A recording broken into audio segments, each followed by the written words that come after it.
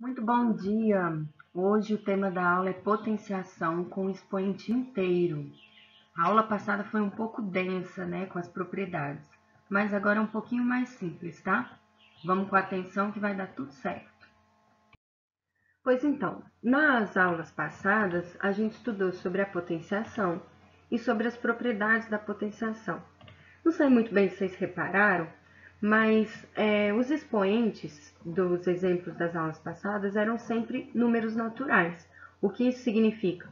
Que eram 1, 2, 3 e assim sucessivamente. Não tinha expoente negativo e não tinha expoente decimal ou fracionário. Perceberam isso? Pois bem, agora a gente vai ver então a potenciação para expoentes inteiros. Mas o que isso significa? Isso significa simplesmente que o expoente pode ser, além dos números naturais que a gente viu na semana passada, eles podem ser negativos. Por exemplo, 4 elevado a menos 2, menos 5 elevado a menos 3, 2 sétimos elevado a menos 2. Percebam que essas bases nós já vimos nas aulas passadas, né? Um número natural, um número inteiro, um número racional, né? Que é uma fração. Agora, todos os expoentes eram positivos, né? E agora nós temos também a possibilidade do expoente negativo. Quando isso acontece, significa que a gente precisa inverter os números. E aí vocês precisam lembrar que todo número é uma fração. Pois então, na verdade, o nosso exemplo A, que era 4 elevado a menos 2, é a mesma coisa que eu escrever 4 sobre 1. Lembra que o 1, ele é sempre o denominador de qualquer número inteiro, né? Então, se eu tenho lá um número e eu não tenho denominador, quem é o denominador que está escondido? Sempre o 1. E todo mundo aqui, por isso eu vou usar os parênteses para indicar que todos eles estão elevados a menos 2, tá? Então, percebam que a única coisa que eu modifiquei aqui foi colocar 1 de denominador. Por quê? Para facilitar a nossa visualização. Quando aparece aquele menos, significa que eu vou inverter, que eu estou falando da fração inversa a essa. Ou seja, quem é denominador vai como numerador. Quem é numerador vem para cá denominador, tá? Eles mantêm o algarismo, mas agora não tem mais o sinal de menos aqui, tá? Agora é positivo. Por quê? Porque eu inverti, tá? Agora, eu vou aplicar esse expoente tanto para o numerador quanto para o denominador. Então, é a mesma coisa que 1 ao quadrado sobre 4 ao quadrado. Quem é 1 ao quadrado? É o 1 que multiplica ele mesmo quantas vezes? 2, porque é o que o expoente está me indicando. Quem é 4 ao quadrado? É o 4 que multiplica ele mesmo quantas vezes? 2 também, tá? Agora, a gente faz essa multiplicação. 1 vezes 1, 1. 4 vezes 4, 16. Então, essa aqui é a nossa potência de 4 elevado a menos 2. No exemplo B, nós temos uma base que é negativa, né? E o expoente também é negativo. Então, o que a gente vai fazer primeiro? Vamos eliminar esse negativo do expoente, porque facilita a nossa vida. Então, a gente precisa lembrar que quem é o denominador aqui que está escondido? O 1, né? É a mesma coisa. Então, eu vou inverter. Então, quem está no denominador vem para cima e quem está lá no numerador vem aqui para baixo. Pessoal, eu vou trazer o menos para a gente não esquecer dele, tá? Então, fica agora 1 sobre menos 5 elevado ao cubo, né? E aí, agora é aplicar o expoente. Então, em cima, 1 ao cubo, que é 1 vezes 1 vezes 1. E no denominador, menos 5 vezes menos 5 vezes menos 5. Então, também 3 vezes eu tenho que desenhar essa multiplicação, né? 1 vezes 1 vezes 1, 1. 5 vezes 5, 25. 25 vezes 5, Para quem não se lembra, a gente precisa fazer a continha.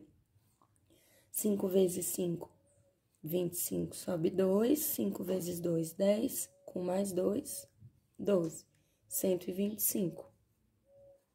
Só que lembrando da revisão dos sinais, então, menos com menos, vezes menos, mais. Mais vezes menos, menos de novo. Só que isso aqui não existe na matemática, né? A gente não está acostumado a ver.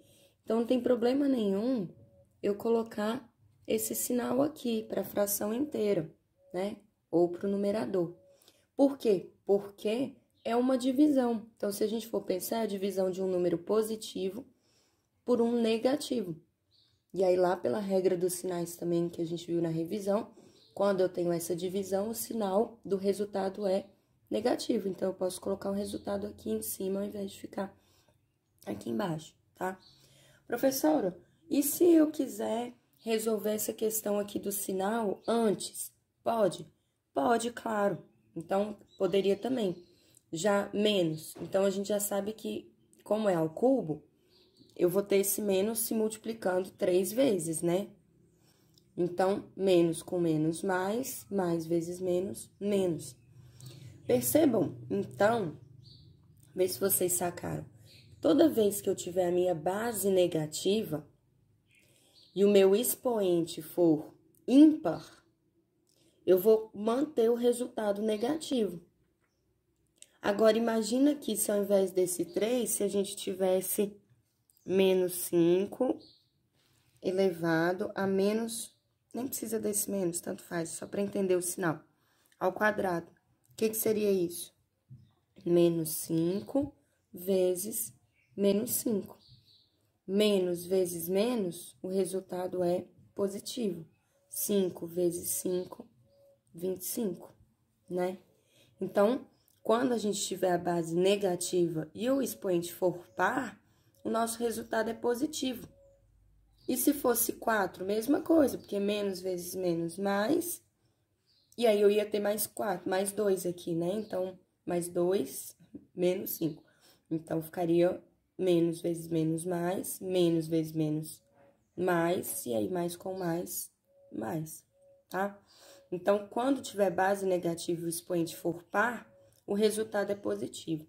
Quando a gente tiver uma base negativa e o expoente for ímpar, nosso resultado é negativo, tá certo? Mas não precisa decorar isso. Se vocês entenderem a regra dos sinais, vocês chegam nesse resultado da mesma maneira. O exemplo C já é uma fração. Então, opa, apareceu o negativo. Isso indica pra gente que a gente precisa trocar o lugar da galera, né? Então, o 7 está embaixo, vem para cima, o 2 está em cima, vem para baixo. Todo mundo continua elevado ao quadrado. E agora, a gente vai resolver. 7 ao quadrado é a mesma coisa que 7 vezes 7, né? E 2 ao quadrado, 2 vezes 2. 7 vezes 7, 49. 2 vezes 2, 4. Esse é o resultado da letra C. E quanto às propriedades quando a gente tem um expoente negativo? As propriedades são as mesmas, galera, elas funcionam da mesma maneira. O que complica a gente um pouco é a questão dos sinais, por isso a gente tem que estar muito atento. Por que eu falo isso? Porque a gente vai ter tanto os sinais das bases, né, para a gente estar observando, quanto os sinais dos expoentes. E aí, se vocês repararem bem, quando a gente fala de produto de potências de mesma base e quociente, os expoentes eles se somam e se subtraem. Então, a gente vai precisar daquela revisão de adição e subtração para números inteiros, né? Porque pode ser que fique positivo ou negativo, vai depender desses números e dos sinais deles. E, por outro lado, quando a gente tem as propriedades de potência e também no produto de potências de mesma base, produto de potências de mesmo expoente, a gente está trabalhando com multiplicação.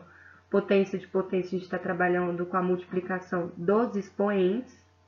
enquanto que nas outras duas a gente está trabalhando com a multiplicação e a divisão das bases.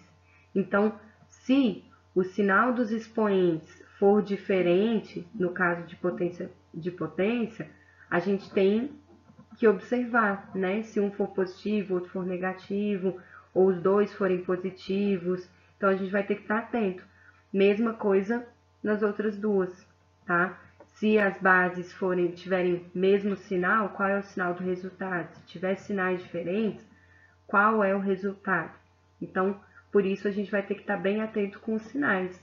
E aí aquela revisão de multiplicação e divisão que a gente fez na semana passada vai ser muito útil, tá? Então aqui a gente vai precisar realmente estar dominando essas operações básicas com números inteiros, ok?